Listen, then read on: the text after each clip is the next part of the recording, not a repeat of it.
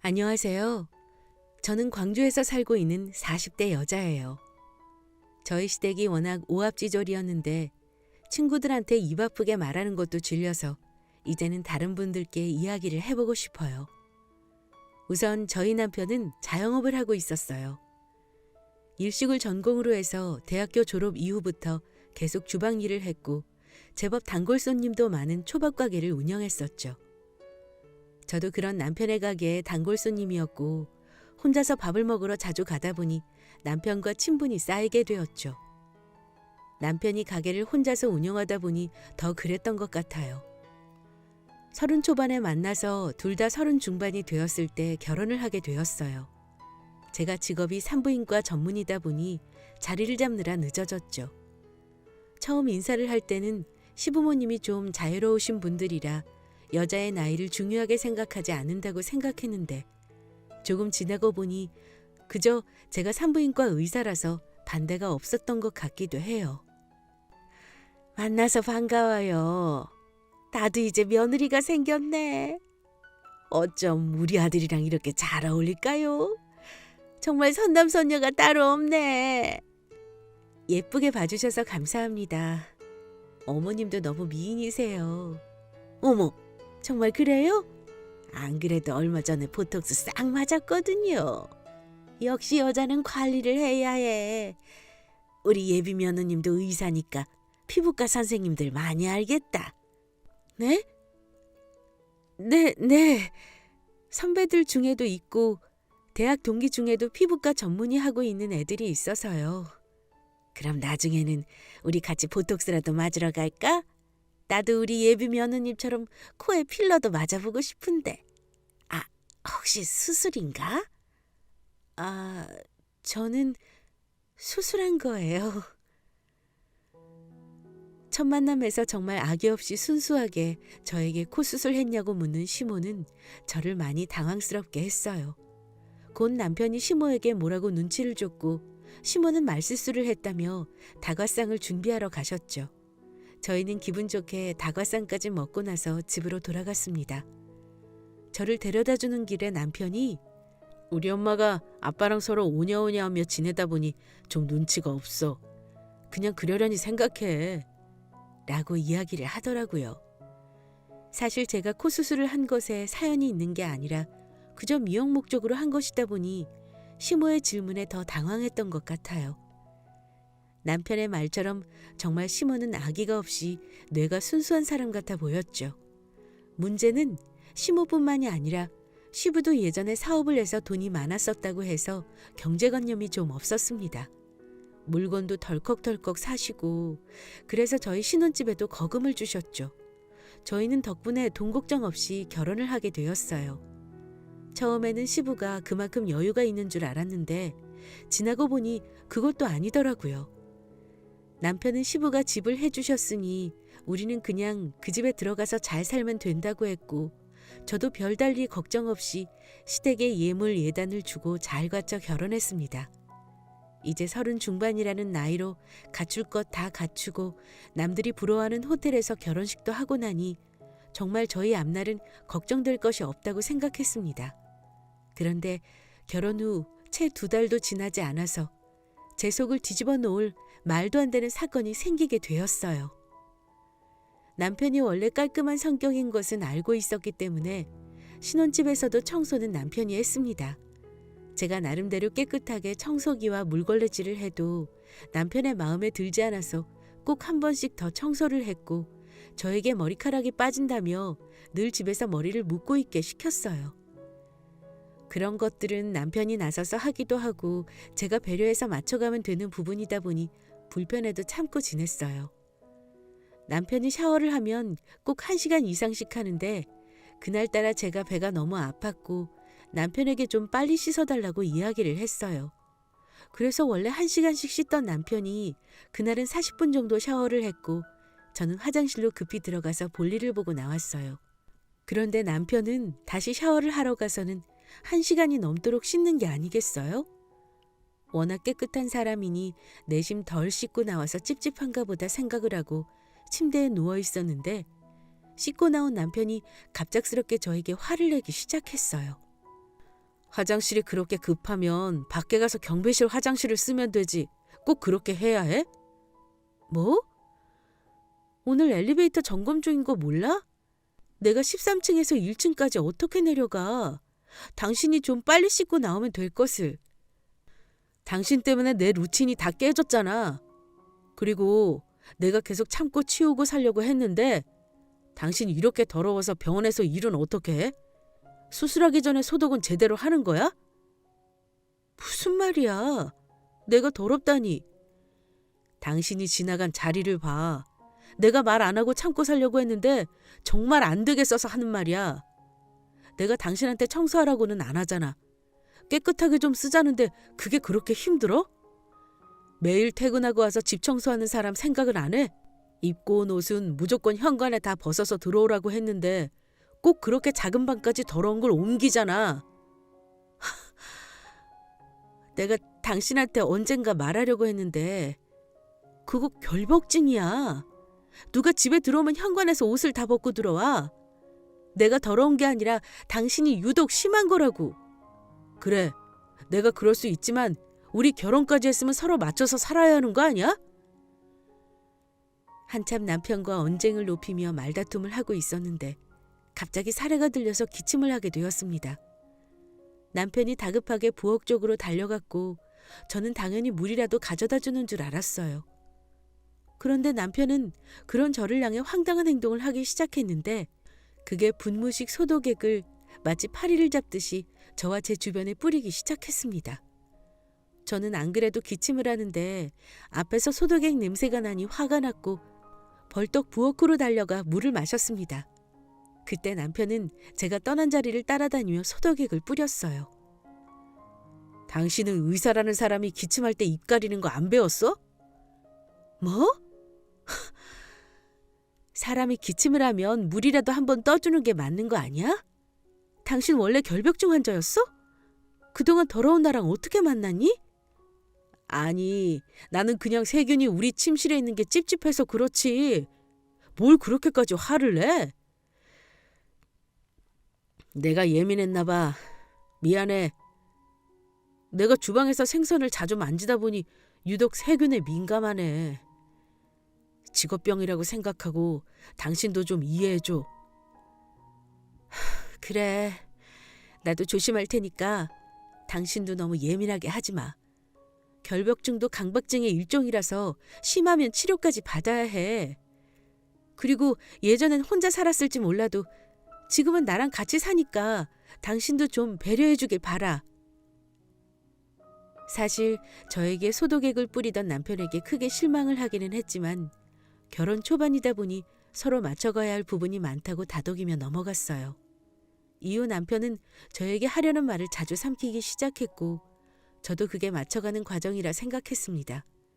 그리고 저희 집은 제가 병원에서 일을 하고 세미나도 많다 보니 시모가 와서 자주 밥을 챙겨주셨어요. 남편이 워낙 예민해서 집에 요리 도구도 없었고 저도 원래 요리에는 취미가 없었기 때문에 대부분 시모가 챙겨주는 반찬을 데워 먹거나 외식을 했었어요.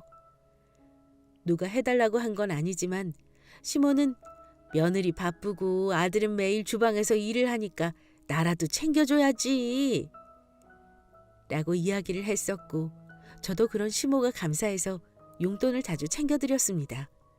주말이면 시부모를 데리고 가서 식사도 자주 대접을 했고요. 물론 워낙 깔끔 떠는 남편은 식당에 가서도 꼭 끓는 물을 달라고 해서 수저를 소독해서 먹지만 시댁 식구들은 그런 모습을 자주 봤는지 신경 쓰지 않더군요. 여보, 우리 애들이랑 이렇게 나오니까 좋은데 온 김에 백화점 들러서 애들 옷이나 좀 사줄까? 그럴까? 그래. 우리 며느리랑 아들 옷 좀 사주자. 너무 좋다. 우리 오랜만에 백화점 가는 것 같은데? 요즘 너무 아울렛만 다녔지? 하하하. 보자, 내가 오늘 무슨 카드를 갖고 왔더라. 시모와 시부는 밥을 먹고 백화점에 가자고 하며 신이 났고 남편은 수저를 소독하느라 정신이 없었죠. 참 겉으로 보면 산만하지만 화기애애한 가족 같아 보였습니다. 그날 괜찮다고 했음에도 저희는 백화점에 가서 시부에게 100만 원가량 되는 옷을 선물 받아서 집으로 돌아왔어요. 남편은 그런 시부의 씀씀이가 별일 없다는 듯이 받아들였죠.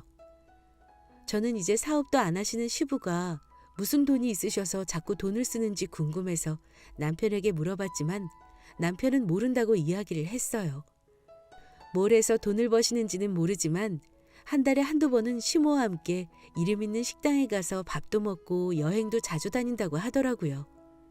그때는 뭘 해서라도 돈을 버시나 보다 생각을 했고 그게 부동산이나 주식 투자가 아닐까라고 단순히 생각했어요. 시댁이 저희에게 경제적으로 지원을 많이 해주셔서 저도 시댁에 선물을 자주 했었어요. 시부모님 생신날이면 명품 핸드백이나 고급 정장 같은 것들을 선물해 드렸고 물론 경제적으로 부담이 되는 부분이 없지는 않았지만 받은 것들이 있다 보니 도리라고 생각을 했어요. 워낙 비싼 물건을 좋아하는 시부모님이다 보니 한 번 사드리고 그 다음번에 안 사드렸더니 저에게 면박을 주기 시작했고 이후부터는 그냥 당연하게 그렇게 사드리게 되었네요. 이후 3년이라는 시간이 지났습니다. 물론 남편의 결벽증은 조금도 고쳐지지 않아서 제가 포기를 하고 살고 있었죠.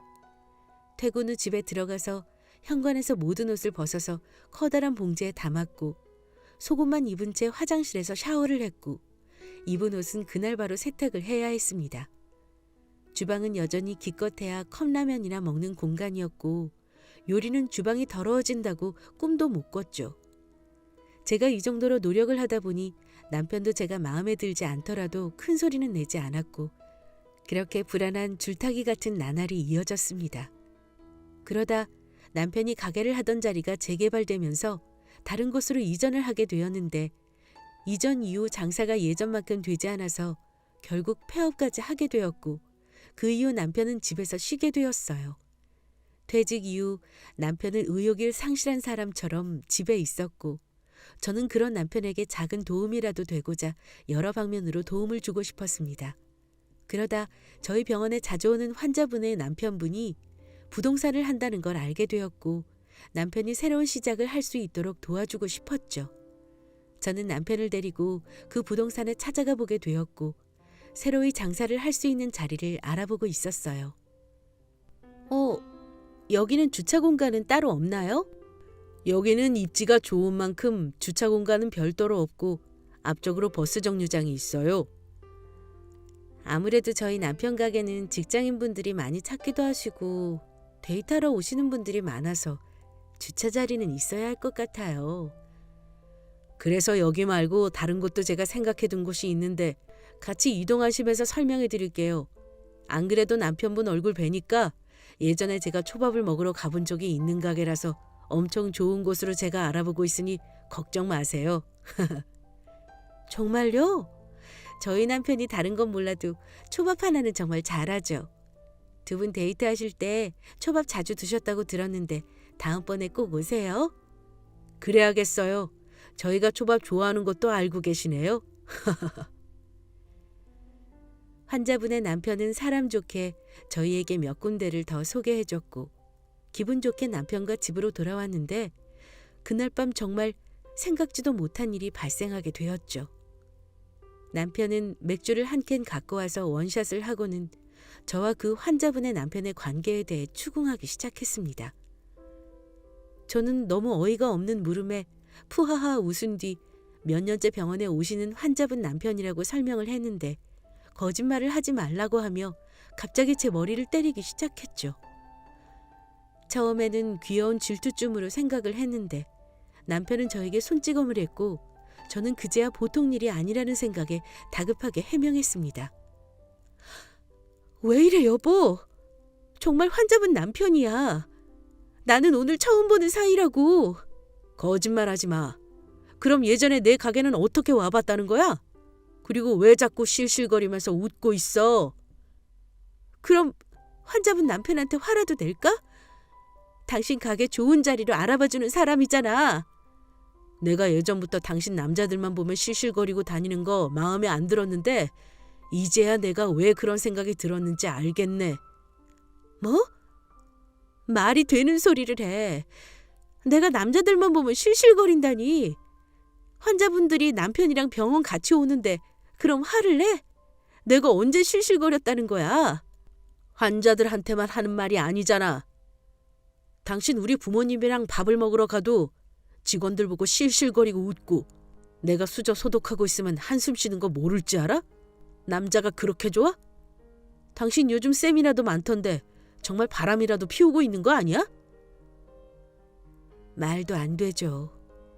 말도 안 되는 소리지만 남편의 폭력 앞에서 저는 미안하다며 그 상황을 모면하려 빌고 있었습니다.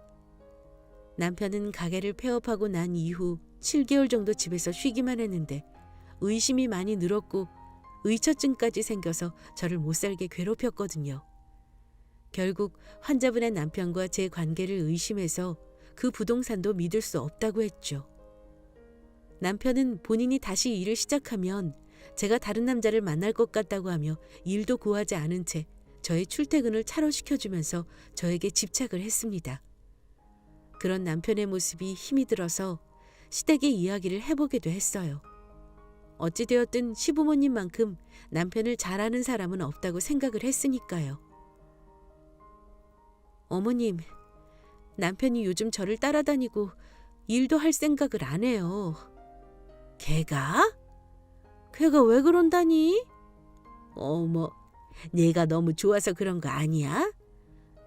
그런 게 아니라 제가 다른 남자라도 있는 것 같다고 의심하면서 쫓아다니고 제가 자고 있으면 휴대폰도 매일같이 훔쳐봐요. 그럼 얘가 그럴 만한 행동을 하고 다닌 건 아니고? 걔가 그럴 애가 아닌데 너한테만 왜 그런데? 너 혹시 내 아들 지금 일 안 한다고 무시하고 그런 거 아니지? 제가 그럴 리 없잖아요. 어머님도 제가 남편한테 얼마나 살뜰히하고 결벽증 있는 것도 양보해서 살고 있는 것 아시잖아요. 결벽증? 양보? 부부면 당연히 이해하고 사는 거지 무슨 말을 그렇게 하니? 아무튼 내 아들은 그럴 사람 아니니까 얘가 결백하다면 전혀 문제가 될 것 없어 보이는구나. 시댁은 철저하게 남편의 편이었고 제가 고민 상담을 한 순간부터 마치 제가 남자라도 숨겨둔 사람처럼 시댁 식구들도 남편의 편을 들기 시작했어요. 늦은 나이에 결혼을 했다 보니 저는 제 가정을 지키고 싶었고 몇 달을 남편이 바라는 대로 휴대폰도 보여주고 약속이 있는 날이면 남편이 데려다주고 데리러 왔어요. 다른 지인들은 남편이 픽업도 해주니 참 가정적이고 다정하다고 했지만 저는 그런 모습이 모두 저를 믿지 못해서 하는 행동이라는 걸 알고 있었습니다. 그렇게 1년이 지났고 남편은 이제 아예 돈을 벌 생각조차 없어 보였고 저는 그런 남편에게 참다 화를 냈습니다. 당신 언제까지 이렇게 나만 쫓아다닐 거야? 일은 안 할 거야?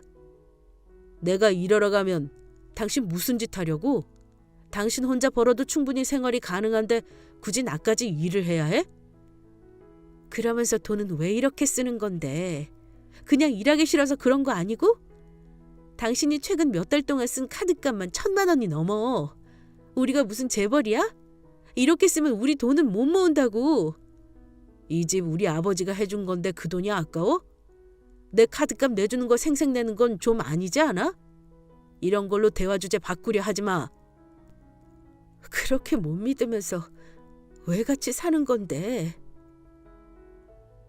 저는 너무 화가 나서 옆에 있던 남편의 가방을 집어던졌고 그 안에서는 보고도 믿기 힘든 소름 끼치는 물건들이 후두둑하고 떨어졌고 남편은 다급하게 그 물건들을 주우려 했습니다. 그 안에서 나온 건 제 차의 블랙박스 카드와 제가 자주 가는 카페 남자 직원과 대화를 하는 모습, 그리고 밥을 시켜 먹고 배달 기사님께 카드를 내미는 모습, 병원 남자 직원과 커피를 먹는 모습들이 있었죠. 너무 소름이 돋아서 그 사진들을 빠르게 주웠고 남편은 마치 걸리면 안 될 걸 걸렸다는 듯이 뒷머리를 극적였죠. 이게 뭐야? 당신 그동안 나 쫓아다녔어? 아니, 이날은 당신 시부모님 모시고 부산에 다녀온 날이잖아. 당신 심부름 센터 같은 거 고용했어? 나 미행하려고? 그게 아니라 그래. 우리 엄마도 당신이 이상하다고 해서 아예 하루 외박하고 당신 지켜본 거야. 그래서 별일 없으면 된 거잖아. 당신이 떳떳하면 이런 일이 있어도 당신 전혀 상관없잖아. 저는 그 말을 듣고 더는 참을 수 없어서 남편의 뺨을 있는 힘껏 때렸고 무슨 사진이 있을 줄 모르는 남편의 휴대폰을 변기통에 집어던져 버렸죠. 대충 급한 대로 짐을 싸서 근처에 사는 직장 동료의 집으로 갔습니다.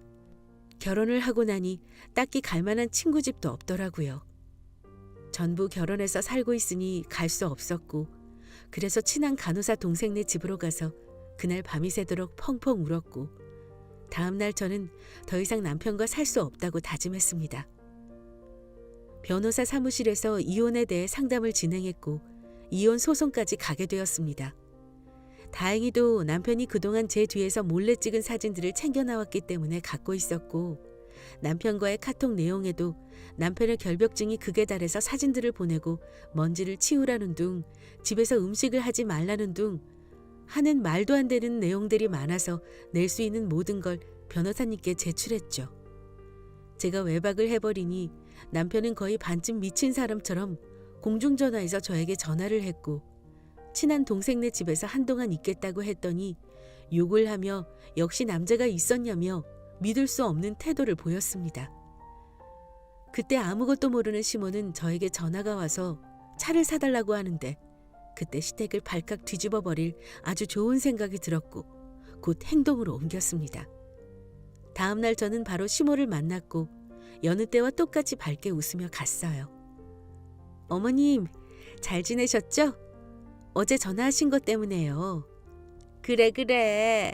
나 장롱 면허 좀 벗어나 보려 하는데 이번에 사온 신형 그랜저가 너무 예쁘던데 그거 하나 사주라. 그렇죠? 운전하시려면 차가 있어야죠. 말 나온 김에 오늘 보러 갈까요? 안 그래도 얼마나 어머님이 갖고 싶으면 저한테 전화를 하셨을까 생각했거든요. 미리 알아봐둔 곳이 있어요. 역시 우리 의사 며느리가 최고다. 그럼요. 어제 말씀하신 대로 차 색상은 흰색이면 되는 거죠? 그래. 빨리 보러 가자. 저는 시모를 데리고 중고차 상사에 갔고 곧 신형 그랜저 흰색 차량을 찾을 수 있었습니다. 차값은 보지도 않고 시모는 바로 운전석에 앉아보고는 저에게 이 차가 마음에 든다며 손짓을 하더라고요. 그 모습이 너무 웃겨서 실소가 나올 뻔했지만 참고는 시모에게 서류봉투와 한 장의 카드를 쥐어줬어요. 어머님 차니까 그래도 어머님이 긁어보는 게 더 의미 있지 않겠어요? 제가 그동안 너무 어머님께 감사한 마음을 못 전한 것 같아요. 이제 이 카드 편히 쓰시면서 지내세요. 저한테 안 돌려주셔도 돼요. 시모는 카드를 받자마자 그 직원에게 가서 신나게 3,800만 원이나 되는 걸 긁어버렸습니다. 그리고 가족관계 서류와 남편의 신분증이 든 봉투를 직원에게 건네주고는 직원이 하는 말은 듣지도 않고 내내거리며 차를 구경했죠. 그리고는 곧장 드라이브 겸 백화점에 가야겠다며 가버렸어요. 그제서야 저는 배를 잡고 웃고 집으로 돌아왔습니다. 그리고 시모와 남편이 저에게 전화가 미친 듯이 오기 시작한 건 그 이후 일주일이나 지나서였습니다. 아마 연휴가 있어서 휴대폰을 바로 고칠 수 없었기 때문에 카드를 긁고 난 이후로도 문자를 확인할 수 없었던 것 같습니다. 휴대폰을 수리하고 문자를 확인하니 말도 안 되는 금액의 카드가 긁혀 있으니 놀라서 전화가 온 것이겠죠. 여보세요? 야, 이게 무슨 일이야? 이건 내 아들 카드니? 이제 하셨어요? 왜요? 제가 정말로 그 차를 사주는 줄 아셨어요? 결벽증에 의처증까지 있는 아버님 아들이랑 저 이혼 소송 중이에요. 어머님이 직접 가족관계 증명서랑 남편 신분증까지 중고차 상사에 주고 카드도 직접 긁고 서명까지 하셨잖아요. 그러길래 왜 꼼꼼히 확인도 안 하고 돈을 쓰셨어요? 설마 카드도 일시불로 긁으신 건 아니시죠? 다음 달에 일도 안 하는 어머님 아들이 카드값 갚으려면 애 좀 먹겠네요. 뭐? 이혼이라니? 그게 무슨 말이냐? 그리고 분명히 카드에 정민이라고 적혀 있었는데 아니 너는 의사라서 돈도 많이 벌면서 시험이 차 한 대를 못 사줘? 어머님, 그거 정민이가 아니라 경민이라고 적혀 있는 거고 윤경민 씨 본인 카드예요.